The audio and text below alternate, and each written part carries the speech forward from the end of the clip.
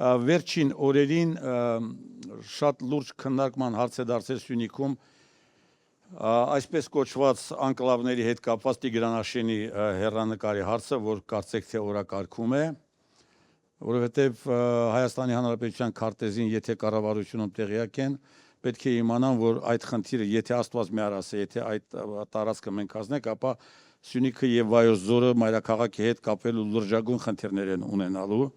Սա առաջին հարցը, որ հիմա այս օրերին քննարկում է Սյունիքում, եւ հաջորդը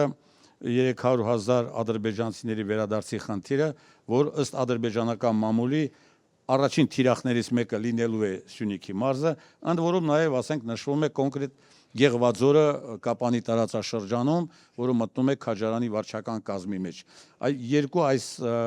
լրջագույն մարտահրավերների հարցում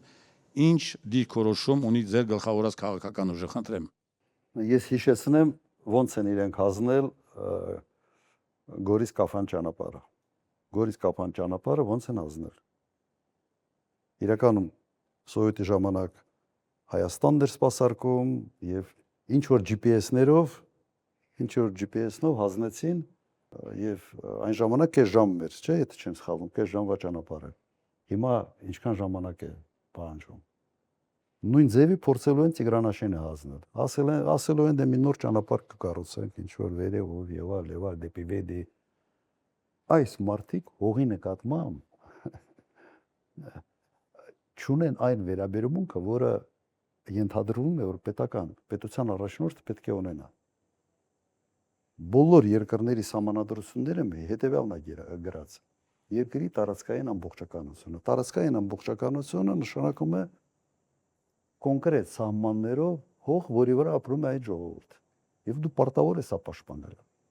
Սա չի հասկանում։ Անկասկած այստեղ կտրականապես հակառակ մոտեցումն է լինելու։ Իսկ վերադարձի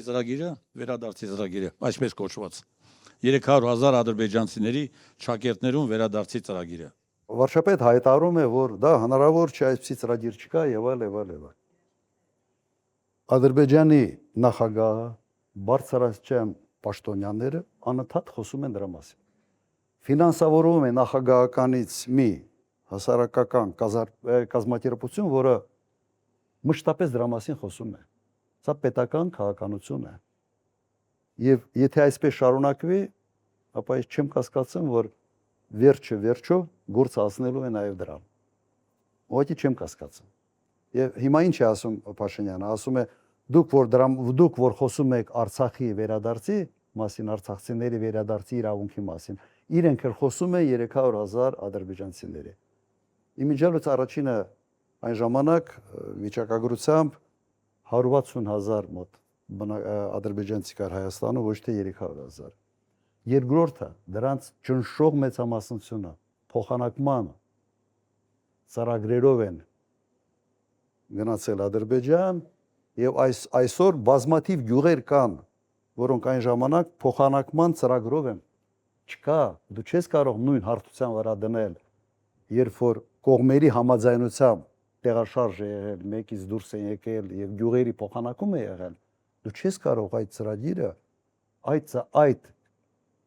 խնդրից խոսալ ադրբեջանական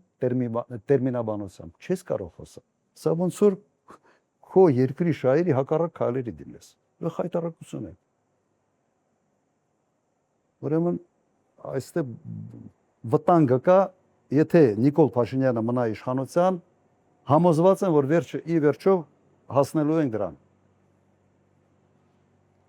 են դրան։ Սկսելու են ադրբեջանցիների վերադարձի ծրագիր իրականացնել Հայաստանում, չեմ կասկածում։